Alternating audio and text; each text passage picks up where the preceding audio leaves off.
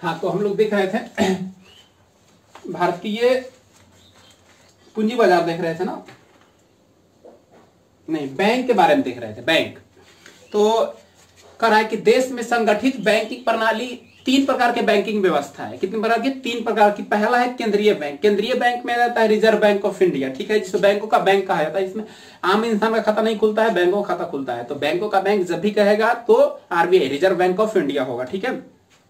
ये देश के शीर्षक बैंकिंग संस्था है जिसमें बैंकिंग, वित्तीय एवं आर्थिक क्रियाओं का दिशा निर्देश एवं संचालन एवं सहयोग किया जाता है आरबीआई में, रिजर्व बैंक ऑफ इंडिया में। अब कह रहा है वाणिज्यिक बैंक। वाणिज्यिक बैंक मतलब व्यवसाय करने वाला बैंक, यानी जो आपको व्यवसाय करने के लिए पैसा देती हो, बिजनेस वाली बैंक। कह रहा है कि देश के अन्य वाणिज्यिक बैंकों द्वारा बैंकिंग एवं वित्तीय क्रियाओं का संचालन किया जाता है और अधिकतर वाणिज्यिक बैंक सरकार के सीधे नियंत्रण में काम करते, जिसे राष्ट्रीयकृत बैंक कहते हैं।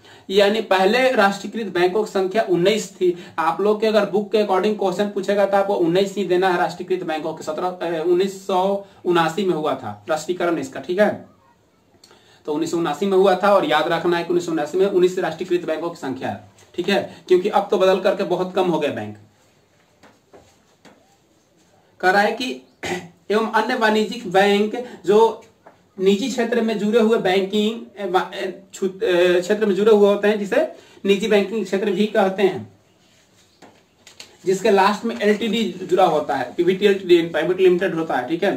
अब कह रहा है सहकारिता बैंक। तीसरा जो है वो क्या है? सहकारिता बैंक। इसमें सहकारिता क्षेत्र में आपसी सहयोग, सद्भाव के आधार पर वित्तीय संस्था कार्यशील होती है, जिसमें सहकारी बैंक अलग अलग राज्यों में अलग अलग नाम से जाना जाता है, यद्यपि यह भी आरबीआई के दिशा निर्देश पर भी कार्य करता है। यानी सहकारी बैंक भी होता है जो भी आरबीआई के ही दिशा निर्देश पर कार्य करता है, स्वतः उसका दिशा निर्देश नहीं होता है। यानी देख लीजिए, केंद्रीय बैंक आरबीआई देश की राष्ट्रीय बैंक है, यह देश का शीर्ष संस्था माना जाता है बैंकिंग क्षेत्र में। दूसरा वाणिज्यिक बैंक। वाणिज्यिक बैंक द्वारा बैंकिंग एवं वित्तीय क्रियाओं का संचालन किया जाता है। सहकारी बैंक आपसी सहयोग एवं सद्भाव के आधार पर वित्तीय संस्थाएं कार्यरत की जाती है और इसे सहकारी बैंक करते हैं और यह राज्य सरकारों द्वारा संचालित की जाती है और यह भी आरबीआई के दिशा निर्देशों का पालन करती है। अब देखिए भारतीय पूंजी बाजार। भारतीय पूंजी बाजार का मैंने देखिए डायग्राम द्वारा आपको बना दिया है। कह रहा है कि भारतीय पूंजी बाजार मुख्यतः दीर्घकालीन पूंजी उपलब्ध कराती है। मैंने बताया ही, दीर्घकालीन ये करवाता है और मुद्रा अल्पकालीन करवाता है। दीर्घकालीन पूंजी की मांग बड़े बड़े उद्योग घड़ाने और सार्वजनिक निर्माण के लिए किया जाता है, जिसको वर्गीकृत किया गया है। देखिए, प्रतिभूति बाजार, औद्योगिक विकास वित्त संस्था और गैर वित्त संस्था। यानी भारतीय पूंजी बाजार को 4 भागों में बांट दिया गया है। इसके बारे में डिटेल से हम लोग आगे पढ़ेंगे। और जो प्रतिभूति बाजार है वो प्राथमिक बाजार होता है, जो औद्योगिक बाजार है वो द्वितीयक बाजार होता है। तो इस तरीके से भारतीय पूंजी बाजार को आरेख द्वारा, वर्गीकरण द्वारा दर्शाया गया है, जिसमें कह रहा है भारतीय पूंजी बाजार में मुख्य रूप से 4 प्रकार की वित्तीय संस्थाएं आधारित है। सड़क, रेलवे, अस्पताल और शिक्षण संस्थाएं, जो राज्य स्तरीय और केंद्र स्तरीय कार्यरत हैं, जो जिसमें संयंत्र उत्पादन, विद्युत उत्पादन संयंत्र एवं सार्वजनिक निजी उद्योग का स्वचालन करते हैं। इसके फलस्वरूप राष्ट्र का निर्माण होता है। यानी ये जो पूंजी बाजार है वो क्या करता है? जो ऐसी चीजों का निर्माण करता है, ऐसी चीजों का संचालन करता है जो राज्य स्तरीय, केंद्र स्तरीय, जो देश का विकास हो सके वैसे चीजों का निर्माण करता है। जैसे सड़क हो गया, रेलवे हो गया, अस्पताल हो गया, शिक्षण संस्थान हो गया, विद्युत हो गया, रेलवे द्वारा चालित सारी वस्तुएं हो गई, ये सारी चीजों का निर्माण करता है। अब कह रहा वित्तीय संस्थाएं किसी देश की मेरुदंड मानी जाती है। यानी वित्तीय संस्था किसी देश की बैकबोन मानी जाती है, रीढ़ की हड्डी, बैकबोन।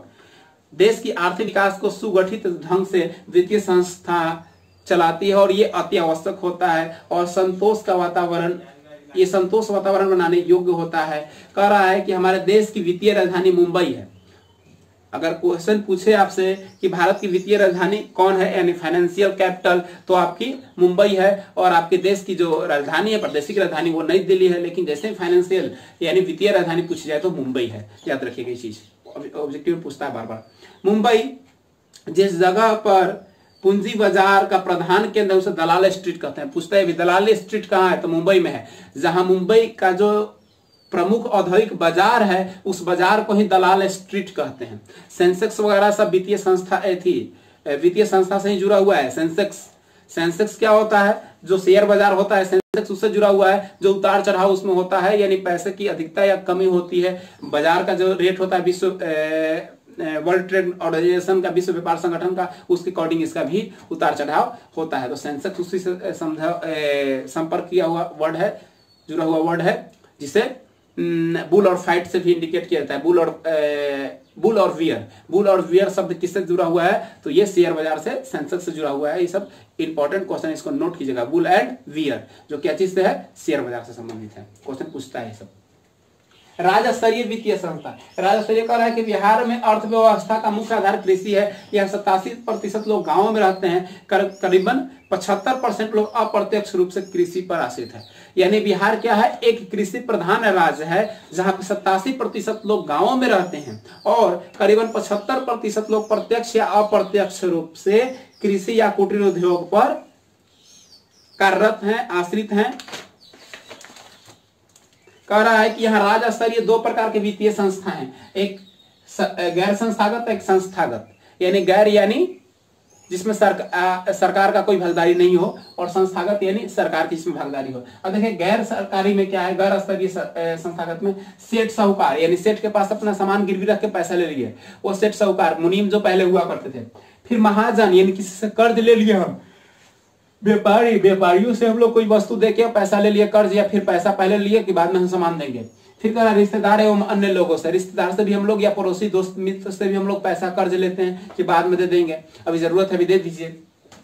संस्थागत है, सहकारी बैंक हो गया, प्राथमिक सरकारी समितियां हो गया, भूमि विकास बैंक हो गया। भूमि विकास बैंक पटना में है आपका। फिर आपका यहाँ क्या बोलते हैं, अम्हारा में भी है IDBI जो कि भूमि विकास बैंक ही है। व्यापारिक अमीन बैंक, फिर क्षेत्रीय ग्रामीण बैंक और नाबार्ड जैसे अन्य संस्थाएं जो है वो किसी न किसी रूप से हमें संस्थागत रूप से वित्तीय सहायता प्रदान करती है। अब देखते हैं थोड़ा सा डिटेल्स में कि गैर वित्तीय संस्था क्या है और संस्थागत वित्तीय संस्था क्या है। कह रहा है कि महाजन आज भी गांव में ऋण प्रदान करने के लिए लोकप्रिय प्रधान माने जाते हैं। यानी आज भी जो गांव में जो अमीर लोग होते हैं वो ऋण देने के लिए प्रसिद्ध होते हैं, क्योंकि इन महाजनों को कर लेना सरल एवं सहज होता है। यानी उनसे कर लेना, यानी पैसा ले, टैक्स उनसे वसूलना, जो लिए है पैसा, मान लीजिए सपोज मैंने पैसा लिया तो मेरे से उनको कर लेना या टैक्स लेना आसानी होता है, क्योंकि हर टाइम साथ होते हैं, गांव में होते हैं।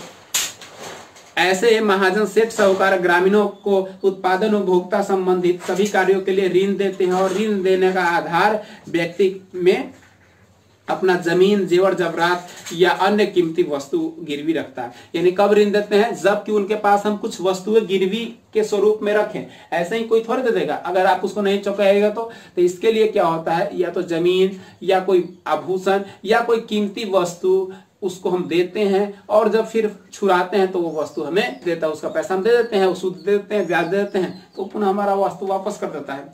तो ये होता है गाँव में। ग्रामीण सहज ऋण सुविधा, गांव में किसान, रिश्तेदार इत्यादि लोगों से ब्याज अथवा बिना ब्याज के प्राप्त कर सकते हैं। यानी गांव के लोग हैं जो अपने मित्र से, किसानों से, रिश्तेदारों से आसानी से ऋण बिना कर्ज के या कर्ज दे, मतलब ऋण में ब्याज दे के भी और बिना ब्याज के भी वापस ले लेते हैं।